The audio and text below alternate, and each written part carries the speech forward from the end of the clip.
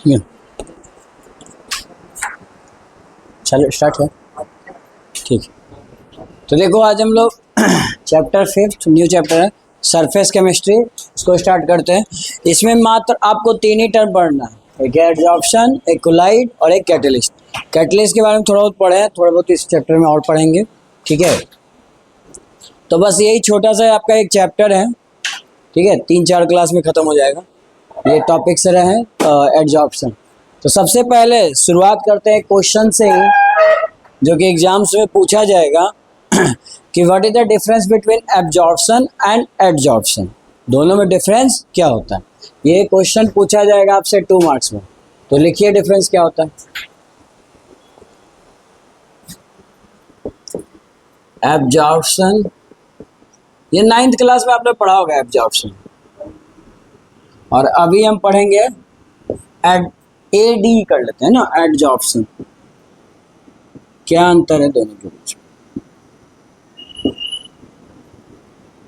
ठीक है, तो याद है आप लोग का एब्जॉर्प्शन, बताइए कोई।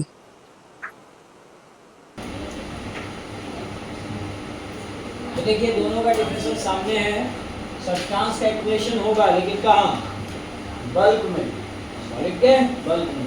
इसी फेनोमेनन को क्या बोलेंगे? एब्जॉर्प्शन। और इसमें कहाँ होगा सब्सटेंस का एक्यूमुलेशन, तो जमा इकट्ठा होना कहाँ होगा? Surface of solid. जैसे चॉक को अगर इंक में डुबोगे तो बताओ इंक पार्टिकल्स कहाँ लगेंगे? इसके सरफेस में। ये हो गया तुम्हारा इंक, और ये चॉक है। और अगर फोम लोगे, जैसे स्पॉन्ज लिया, ठीक है, ये इसमें बहुत सारे होल्स होते हैं, पोर्स होते हैं। ठीक है, अब वाटर मॉलिक्यूल्स मेनली कहाँ प्रेजेंट है? इन सब में प्रेजेंट है, पूरे बल्क में नहीं, भरा भरा रहता है। थोड़ा सा भी छोड़ो तो पूरा पानी बाहर आ जाएगा। ठीक है, तो ये है तुम्हारा स्पॉन्ज का वाटर। अच्छा, ये कैसा फेनोमेनन है? फर्स्ट पॉइंट ये लिखे, एक नंबर तो आपको एग्जांपल के लिए भी मिलेगा। ठीक है, दूसरा बताओ ये कैसा फेनोमेनन है? बल्क फेनोमेनन, और ये सरफेस फेनोमेनन। ये आपका ऑब्जेक्टिव है 1 मार्क्स में अलग से पूछना है। एब्जॉर्प्शन कैसा है? देखो, it is a bulk phenomenon.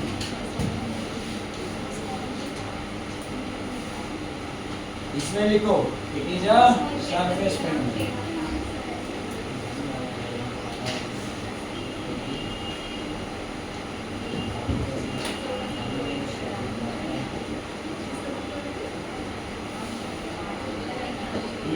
लिखिए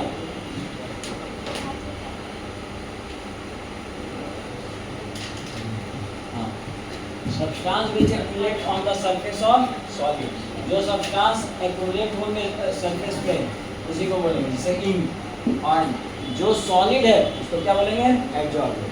तो लिखो जो सॉलिड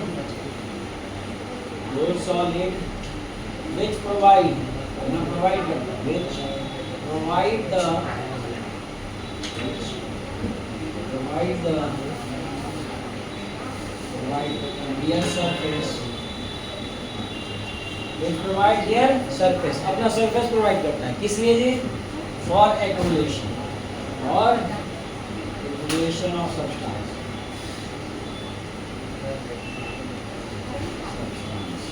It's called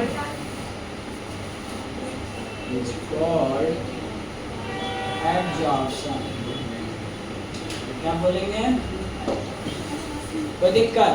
तो बताइए इंक और चॉक में एब्जॉर्बेंट कौन? चॉक या इंक? चॉक। आया बात समझ में?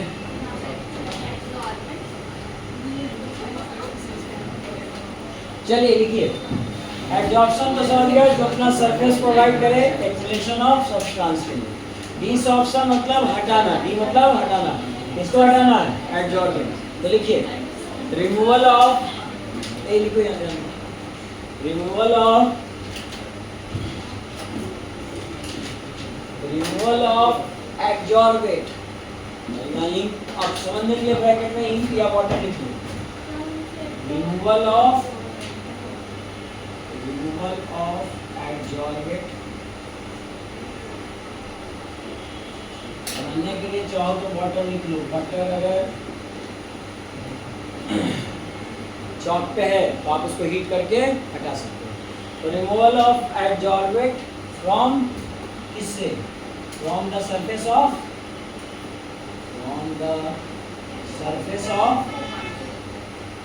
आज ये किसके सरफेस से हटाएंगे, सॉलिड, और जो सॉलिड जो सरफेस दे रहा है उसको क्या कहते हैं, adsorbent, from the surface of adsorbent, जिसको आप ब्रैकेट में लिख लो, कोई सॉलिड होगा, चॉक हो, स्टोन हो, कुछ भी हो, सॉलिड लिख लो, ठीक है। तो removal of adsorbent from the surface of adsorbent, है ना, दिस प्रोसेस इज कॉल्ड, आगे लिखिए, this process is called desorption, this process is called desorption, इस प्रोसेस को क्या बोलेंगे जी, डिसॉर्प्शन। एक और टर्म है सॉर्प्शन, पिछले साल पूछा गया, सॉर्प्शन क्या होता है, लिखो सॉर्प्शन।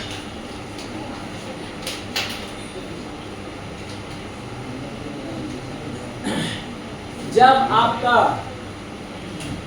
सब्सटेंस मतलब कि एब्जॉर्प्शन और एब्जॉर्प्शन दोनों साथ साथ हो, मतलब एब्जॉर्प्शन भी हो और साथ साथ बाहर भी निकल जाए, उस प्रोसेस को क्या बोलेंगे, सॉर्प्शन। तो लिखिए, व्हेन एब्जॉर्प्शन एंड एब्जॉर्प्शन, ये दोनों, व्हेन एब्जॉर्प्शन, सुनिए, अरे माता में सुनिए, when absorption and adsorption, the D, when absorption and adsorption take place simultaneously, एक साथ हट रहा है, दोनों साथ साथ हो रहे हैं, एक प्लेस simultaneously, ठीक है। This process is called sorption, this process is called sorption। इसका एग्जाम्पल लिख लो, ये लिख लो, a sponge deep into the water, sponge deep into the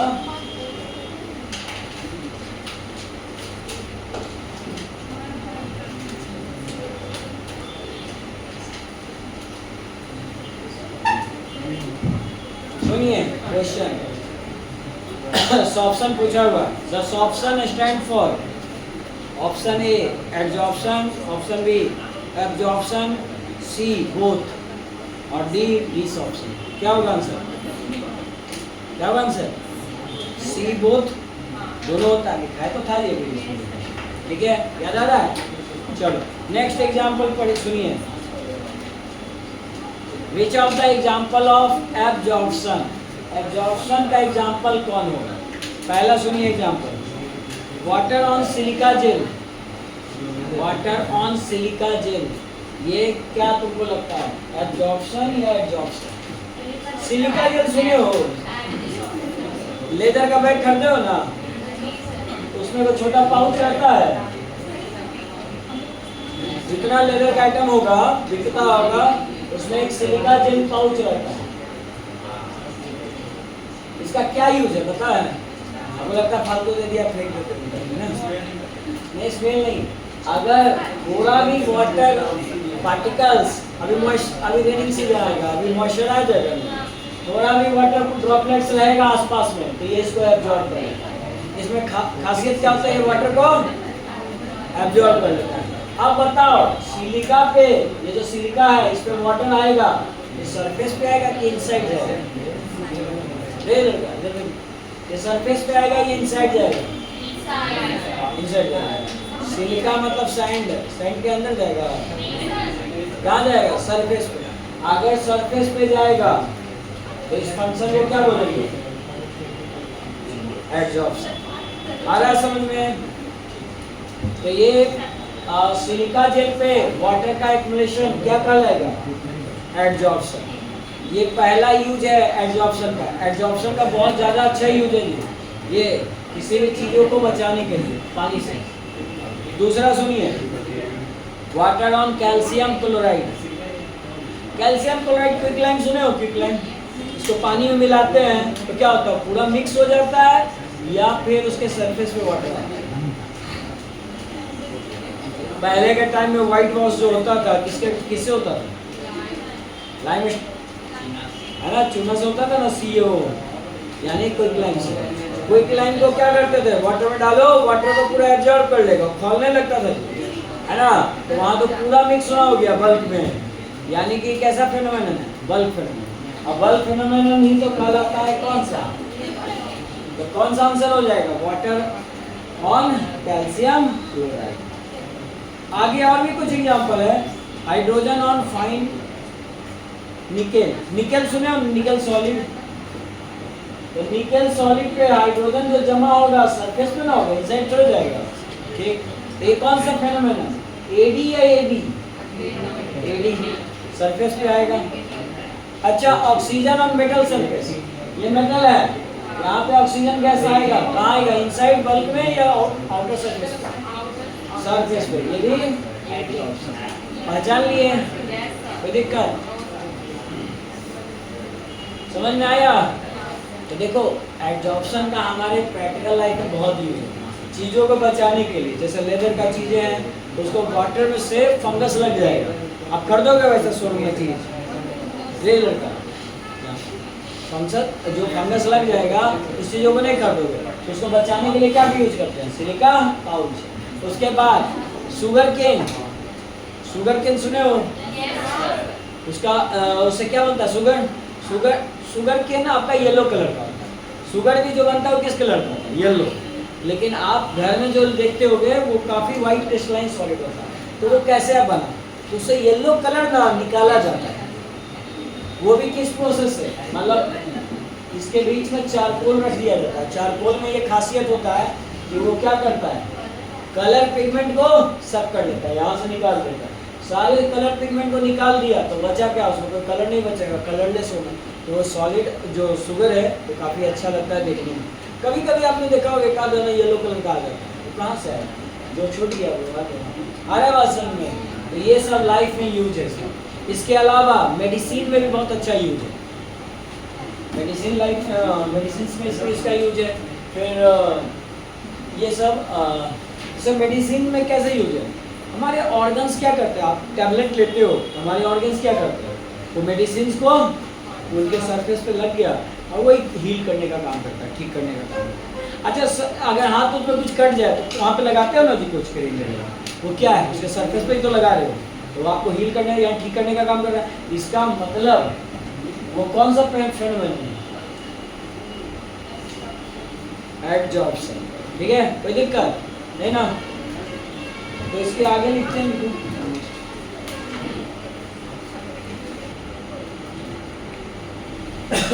हाँ जी देखिए, वाटर मॉलिक्यूल्स के ड्रॉपलेट्स यहाँ जो बीच में रहेंगे वो सराउंडिंग मॉलिक्यूल्स के द्वारा क्या हो जाएंगे, बैलेंस, जिसके कारण वो आराम से यहाँ पे स्टेशनरी फील करेंगे। बट ये क्या हो जाएगा, जो सरफेस पे है वो केवल डाउनवर्ड डायरेक्शन में क्या फील करेंगे, अट्रैक्शन, जिसके कारण ये क्या हो जाएगा, अनबैलेंस, जनरेट करेगा रेसिड्यू फोर्स। इसको बैलेंस करने के लिए ये बाहर के जो सराउंडिंग मॉलिक्यूल्स होंगे इस पार्टिकल्स के बाहर, उससे अपने आप को बॉन्डिंग करना, और इससे बॉन्डिंग करने के कारण चूंकि ये सरफेस पे ही केवल होता है, सब मॉलिक्यूल कहाँ वाले बॉन्डिंग करेंगे, सरफेस वाले, इसीलिए सरफेस फेनोमेनन भी कहलाता है। और इस सरफेस फेनोमेनन को ही क्या कहते हैं, एडजॉर्प्शन। तो देखिए, इनसाइड द वाटर मॉलिक्यूल, इसके नीचे लिखो, inside the water molecule is balanced, inside the water molecule is balanced by the inside the water molecule is balanced by the surrounding water molecule, surrounding water molecule से ये balance है, by the surrounding water molecules,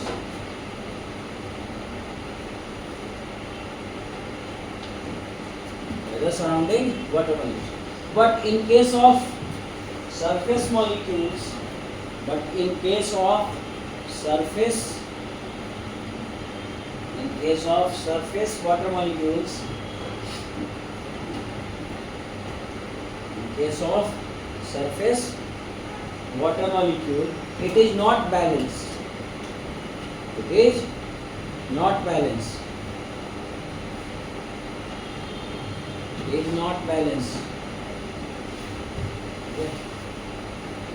To maintain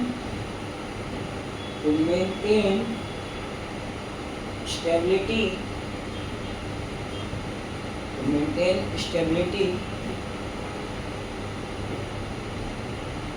मतलब stability maintain करने के लिए या balance होने के लिए ये क्या करता है जी,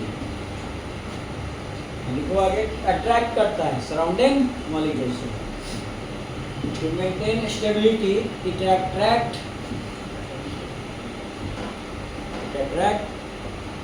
surrounding particles,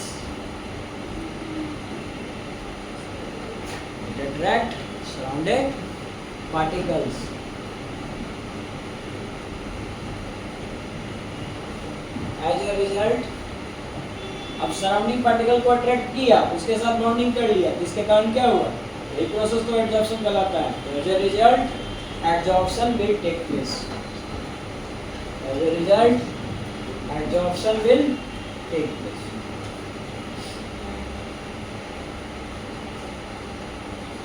आपने पढ़ा ना रेन वाटर कैसा होता है, स्फेरिकल शेप का, क्यों होता है, इसी प्रकार वर्षा की जो बूंदें होती है सर्कुलर शेप में होती है, क्यों होती है, क्योंकि सभी पार्टिकल्स क्या करते हैं, इनसाइड द अट्रैक्ट कर रहे हैं, ये अपने आप को बेंड कर रिफ्रेश कर है ना, ये भी इसी का है। चलो ये समझ में आया। या नेक्स्ट आप लिखो टाइप्स ऑफ एडजॉर्प्शन।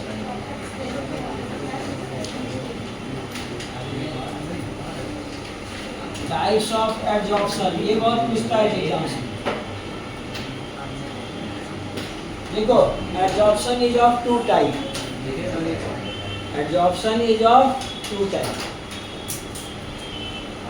एडजॉर्प्शन कितने टाइप्स के होंगे जी, दो टाइप्स के।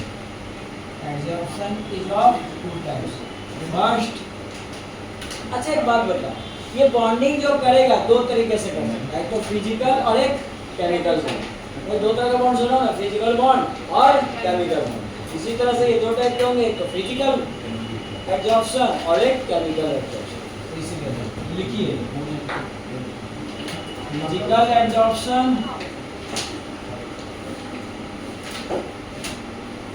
और दूसरा हो गया केमिकल एडजॉर्प्शन।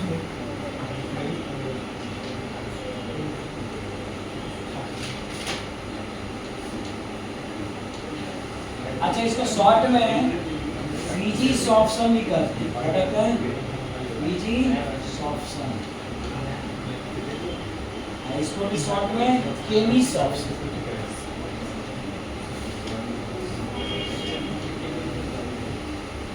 ठीक है, इन दोनों से बहुत ज्यादा क्वेश्चन आता है। पहला क्वेश्चन तो सब्जेक्ट में यही आएगा कि दोनों के बीच में डिफरेंस लिखिए, और वो जो डिफरेंस लिखेंगे उसके पॉइंट्स ऑब्जेक्टिव निकालते हैं। तो चलिए हम दोनों के बीच में डिफरेंस लिखते हैं। Right the difference between physical sorption and chemical sorption. दूसरे शब्दों में फिजिसॉर्प्शन एंड केमिसॉर्प्शन। तो चलिए हम डिफरेंस लिखते हैं। लिखिए next question, physical adsorption, right the difference. ये आएगा, ये हो सकता है आपका 2 से 3 मार्क्स तक में क्वेश्चन आ सकता है। जो क्वेश्चन बाबू ठीक कर रहा हूँ वही पढ़ के जाना, इस चैप्टर में इतना काफी है। ठीक है, और ऑब्जेक्टिव में बता दूंगा कहाँ से है। Physical adsorption, chemical adsorption.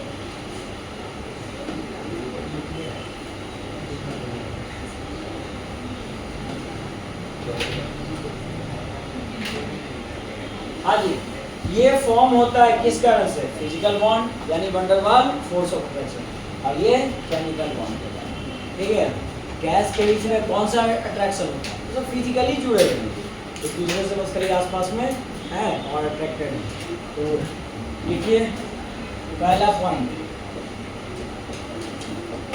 It is called by the weak. Physical bond weak होता है, आपको पता होगा, weak van der Waal force of attraction.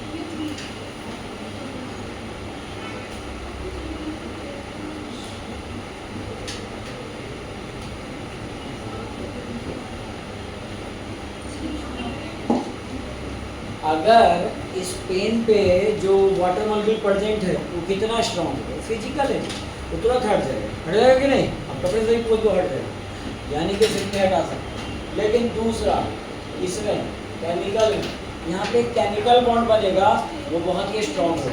तो लिखो it is called by the chemical bond.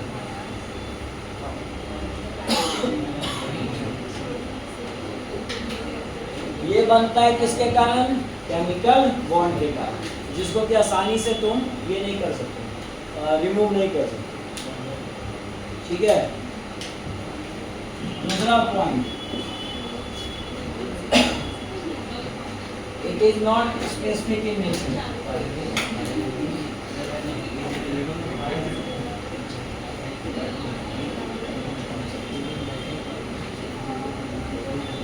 सुनो, फिजिकल बॉन्ड चारों डायरेक्शन में बन सकता है, तो कोई स्पेसिफिक नेचर है क्या कि टुवर्ड साउथ, टुवर्ड नॉर्थ, ऐसा कोई फिक्स नहीं है।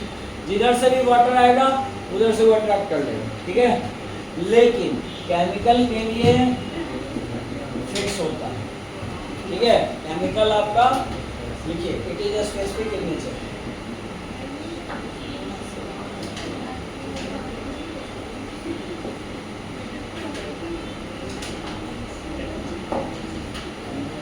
अच्छा एक बात बता, फिजिकल एब्जॉर्प्शन को आप हटा सकते हो, मतलब रिवर्सेबल होगा, इरिवर्सेबल? रिवर्सेबल, वाटर आया, वाटर को हीट कर दो, हटा दो वहां से, तो इट इज रिवर्सेबल। और ये कैसा होगा? इरिवर्सेबल। इसको दोबारा हम हटा नहीं सकते। जैसे फूड हुआ, उसको आपने डाइजेस्ट कर दिया, उससे जो एनर्जी मिलेगा उससे फूड नहीं बनेगा, तो एक तरह का केमिकल चेंज ही है। तो लिखिए it is reversible in nature. और ये कैसा होता है nature? Irreversible. It is irreversible.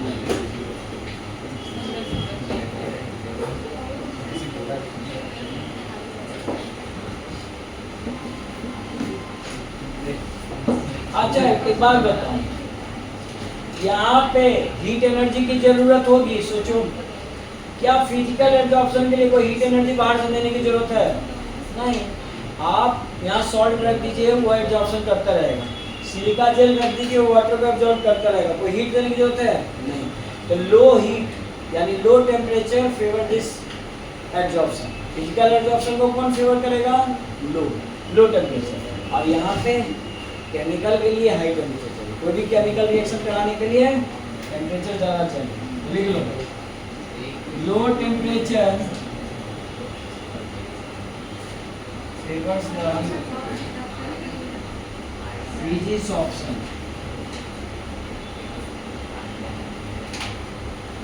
और यहाँ पे कौन सा बोलो? यहाँ पे क्या करेगा? हाई टेम्परेचर फेवर होगा। केमिकल रिएक्शन के लिए हाई टेम्परेचर चाहिए, हाई टेम्परेचर फेवर।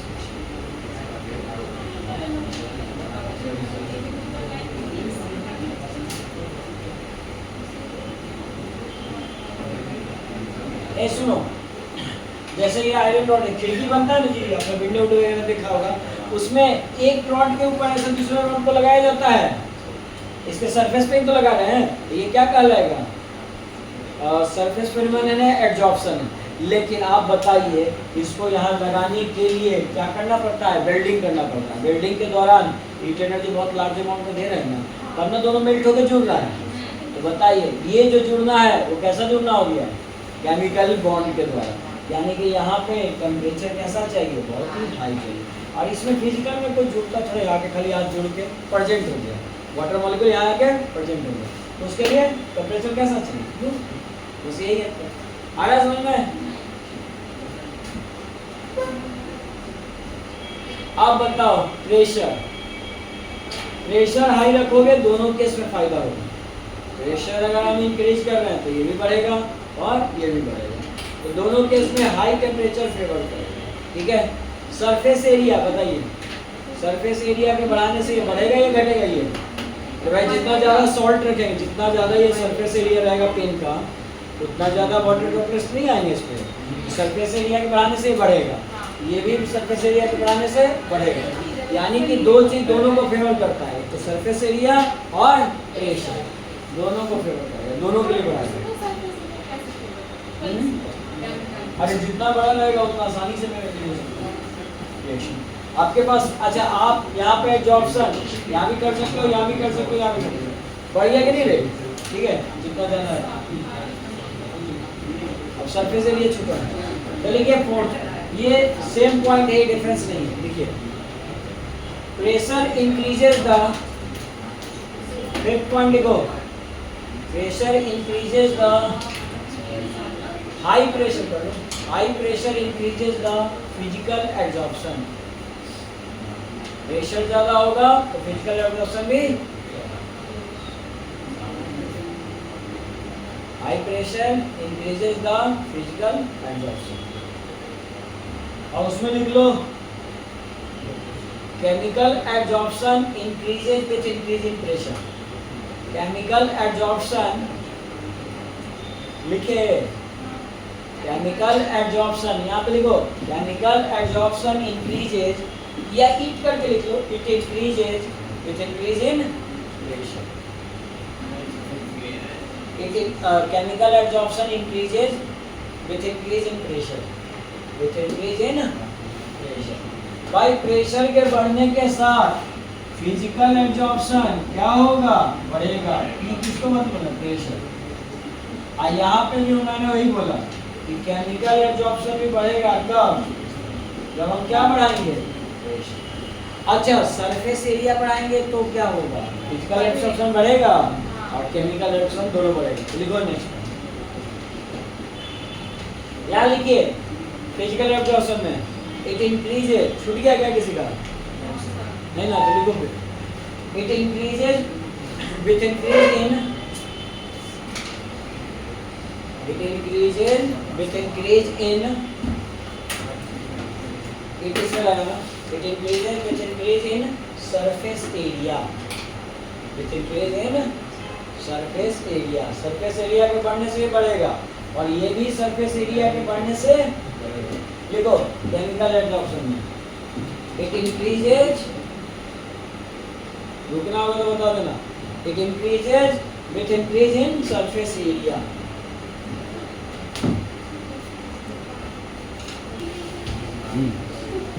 इसमें लिखिए, it form unilayer multi layer, forms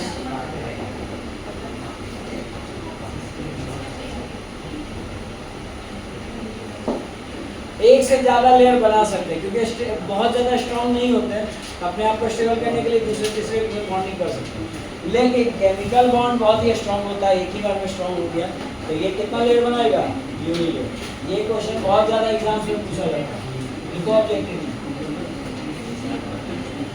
it forms यूनिलेयर,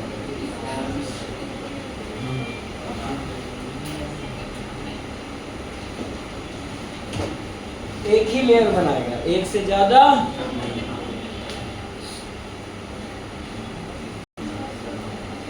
देखिए बिहार बोर्ड में इस पे ऑब्जेक्टिव कैसे पूछा इनसे, the rate of chemisorption, rate of chemisorption decreases with increase in pressure. Pressure के बढ़ने से ये घटता है क्या? प्रेशर के तो साथ बढ़ता है। दूसरा, इज इंडिपेंडेंट ऑफ प्रेशर, नहीं। Is maximum at the atmospheric pressure, increases with increase in pressure. Option D. कोई दिक्कत? प्रेशर के बढ़ने के साथ बढ़ेगा। अब देखिए फिजिकल एब्जॉर्प्शन पे क्या पूछा, physical absorption of a gaseous species may change to chemical absorption with, physical absorption को हम चेंज कर सकते हैं केमिकल एब्जॉर्प्शन में। कैसे? Decrease in temperature, increase in temperature, increase in surface area, decrease in surface area. बताइए कैसे कर सकते हैं? भाई टेम्परेचर बढ़ा के नहीं कर सकते हैं, क्या है ना, इसको हाई टेम्परेचर अगर रखा जाए तो रिएक्शन किसमें चेंज हो जाएगा? फिजिकल केमिकल में चेंज हो जाएगा। सुनिए next question, extent of physical absorption of a gas, ये सब ऑब्जेक्टिव क्वेश्चन है। गैस इंक्रीजेज विथ, मतलब फिजिकल एब्जॉर्प्शन इंक्रीज कर रहा है किसके साथ? Increase in temperature, decrease in temperature, decrease in surface area और decrease in strength of van der Waal force. बताइए फिजिकल एब्जॉर्प्शन किसके साथ बढ़ेगा? लो टेम्परेचर या हाई टेम्परेचर? लो टेम्परेचर ना, तो मतलब डिक्रीज इन टेम्परेचर। आ रहा है समझ में क्वेश्चन? आगे सुनिए, in physical absorption gas molecule are bonded on the solid surface by chemical force, electrostatic force, gravitational force, van der Waal force. मिल रहा है ऑब्जेक्टिव क्वेश्चन? सुनिए 2019 और 20 2 साल पूछा ये क्वेश्चन, इधर सुनो। Chemical absorption reaction is, chemical सब आंसर इसी में है इसलिए लिखवा नहीं रहा हूं। Chemical absorption reaction is reversible, irreversible, polymerisation, none of this. कौन जवाब हो गया? दिक्कत। और सुनिए ये जो रिएक्शन है एक्सोथर्मिक या एंडोथर्मिक, बताओ क्या लगता है? दोनों के बारे में बता दो, या पहले एक पे बता दो, एक्सोथर्मिक या एंडोथर्मिक? एक्सोथर्मिक एंडोथर्मिक जान ही रहे हो, तो क्या होगा? एनर्जी लॉस होगा या गेन होगा? एक बात मैंने बोला था, आप ध्यान नहीं दिए, हमेशा स्टेबिलिटी बढ़ेगी, तो कोई चीज़ की स्टेबिलिटी कब बढ़ती है? जब उसकी एनर्जी घटती है या बढ़ती है? घटती है, तो एनर्जी उससे लॉस ना होगी। अगर उसकी एनर्जी घटी यानी कि वो एनर्जी लॉस किया, तो अपने आप को स्टेबल किया। ऐसे में तुम सोचो ना, सॉल्ट यहाँ रखा हुआ है तो रूम टेम्परेचर के बराबर है, अगर वो वाटर ड्रॉपलेट्स को अट्रैक्ट कर लेता तो और उसका टेम्परेचर घटेगा कि बढ़ेगा? ठंडा ना हो जाएगा जी, पानी आएगा तो गर्म हो गया, ठंडा रहेगा। तो अगर पानी उस पर आया तो वो ठंडा हो गया, अगर पत्थर है तो उसको पानी में डुबो दो, उससे एनर्जी लॉस होगा कि गेन? कैसा एब्जॉर्प्शन। तो आपको ना अगर कोई डाउट हो तो आप एग्जाम्पल लेके सोचिए, आपको जवाब मिल जाएगा। अरे बस, क्योंकि एब्जॉर्प्शन का मतलब क्या है कि स्टोन को डीप कर दो किसमें? वाटर में, तो ये कैसा फेनोमेन है? एब्जॉर्प्शन। तो ठंडा हो गया, यानी कि इन दोनों केस में एनर्जी का क्या होगा? लॉस होगा।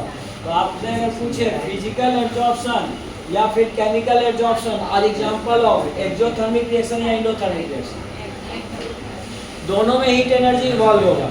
रेल तू कह लगना एनर्जी इवॉल्व है, हाँ देखो दोनों में एनर्जी इवॉल्व होगा, लेकिन बात है किसमें ज्यादा होगा? बताइए, केमिकल में या केमिकल में? ऑफकोर्स केमिकल में हाई टेम्परेचर आप दे रहे हो, यहाँ लॉसेस ज़्यादा होते हैं और यहाँ लॉसेस कम होता है, यहाँ पे लॉस ऑफ एनर्जी कम होता है। लेकिन कितना होता है वो याद रखो, क्योंकि ऑब्जेक्टिव में पूछा है 2011 में। लिखिए कितना इसमें लिखो। Next objective,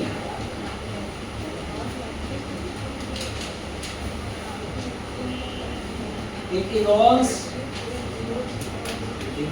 heat energy, it evolves heat energy approx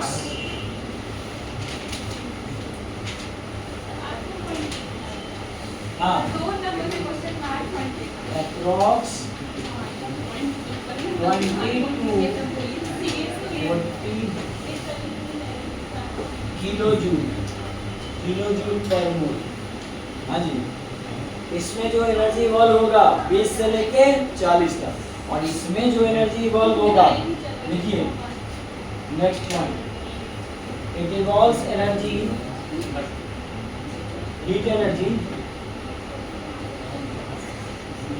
approx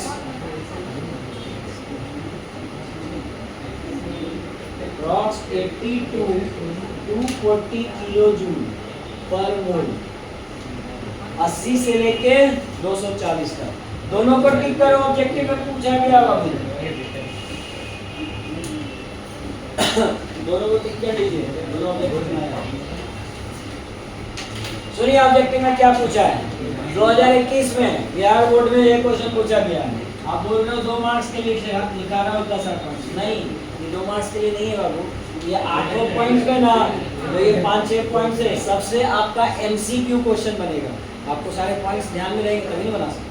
तो बताइए ये 2021 में पूछा है, क्या पूछा है, इन physical absorption heat energy evolve in kilo joule, option दिया गया है 20 to 40, 40 to 60, 60 to 80, 40 to 100, कितना 20 to 40। और सुनिए नेक्स्ट क्वेश्चन जो एग्जाम में पूछा गया है, इन केमिकल एब्जॉर्प्शन, नेक्स्ट कौन है, chemical absorption heat energy evolve in kilo joule, कितना 20 to 40, 40 to 80, 82 to 20 और 400, 40 to 400, क्यों होगा 82। आया समझ में, 2021 ये 2022 लगातार बैक टू बैक पूछ रहे हैं क्वेश्चन, इनसे सब पॉइंट्स निकालते हैं, आप इनको लिखो। और देखो सब्जेक्टिव में यही पूछा, अभी मैंने बोला ना ये दोनों रिएक्शन कैसा रिएक्शन, एक्सोथर्मिक या एंडोथर्मिक, आपसे यही सवाल पूछा है कि why physical absorption is considered as a exothermic reaction, क्या आंसर लिखोगे। हाँ, ड्यूरिंग दिस फिजिकल एब्जॉर्प्शन या formation of bonding heat energy evolve, approximately यहाँ लिखा हुआ है कितना इवॉल्व, और आप जानते हो किसी भी रिएक्शन में हीट एनर्जी अगर इवॉल्व हो रहा है तो उसे क्या कंसीडर करेंगे, एक्सोथर्मिक, ठीक है। और एक और क्वेश्चन पूछा 2023 में, लिखिए क्वेश्चन क्या था, गिवन एन एग्जांपल, ये लिख लो, आपको एक एग्जांपल लिखना है 2023 बिहार बोर्ड,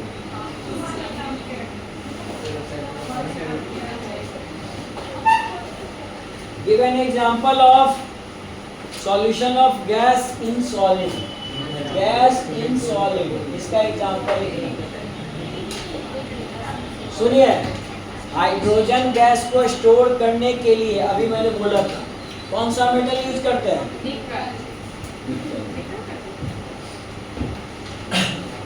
पीटी या पैलेडियम, हाइड्रोजन गैस लिख लो, ये हो सकता है एग्जाम में आता है।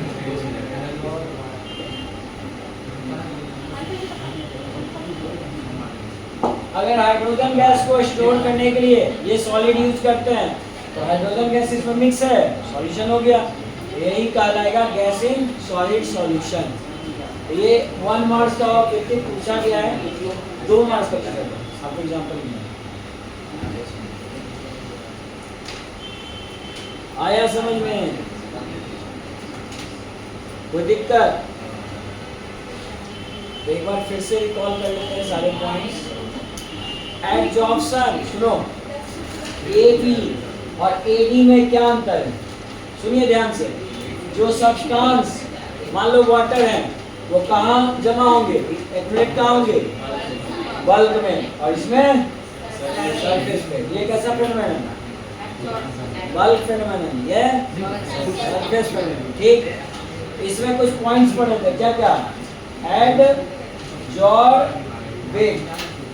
एडजॉर्बेंट किसको कहेंगे, वाटर को या सॉलिड को, वाटर जो जमा होगा, और एब्जॉर्बेंट वो किसको कहेंगे, सॉलिड को। इसके बाद डिसॉर्प्शन क्या होता है, removal of water from the surface of solid by heating करके कर सकते हैं। अच्छा, सॉर्प्शन क्या होता है, ये पूछा है लिखा है, रिमूवल नहीं, जब दोनों काम एक साथ हो, दोनों कौन कौन, एब्जॉर्प्शन और एब्जॉर्ब, अच्छा हाँ, एब्जॉर्प्शन और एब्जॉर्प्शन दोनों साथ साथ हो तो उसको क्या बोलेंगे, सॉर्प्शन, ठीक है। ये खुद से क्यों होता है, अपने आप को बैलेंस करने के लिए, अपने आप को स्टेबल करने के लिए। और कौन सा पार्टिकल स्टेबल नहीं होता है, सरफेस का, मिडिल वाला तो हमेशा स्टेबल होता है, चारों तरफ से इसको सपोर्ट है, इसको नहीं, ठीक है, ये मैकेनिज्म है। 2 मार्क्स का ये भी आ सकता है। अब सुनिए, 2 टाइप के होते हैं, कितने टाइप के, कौन कौन, फिजिकल और केमिकल। चलिए शुरू से बताइए, फिजिकल में कैसा बॉन्ड बनेगा, weak van der Waals force, पूरा बोलो, इधर केमिकल में केमिकल बॉन्ड। अच्छा, फिजिकल क्या होगा, रिवर्सिबल है यूनिवर्सल, ये स्पेसिफिक नेचर में कौन होगा, केमिकल, ये की नॉट स्पेशल। अच्छा ये कौन सा टेम्परेचर को फॉलो करेगा? Low temperature. इसीलिए देखो यहाँ टेम्परेचर जो हीट एनर्जी लॉस हो रहा है 22 40 कम होगा और ये 80 से 240, यानी कि समझ में आ गया ये दोनों कैसा टाइप का रिएक्शन है, एक्सोथर्मिक या एंडोथर्मिक? एक्सोथर्मिक। फिर प्रेशर के बढ़ने के साथ ये बढ़ेगा और ये वाला बढ़ेगा। सरफेस एरिया के बढ़ने के साथ बढ़ेगा, ये भी बढ़ेगा। ठीक, ये कैसा लेयर बनाएगा?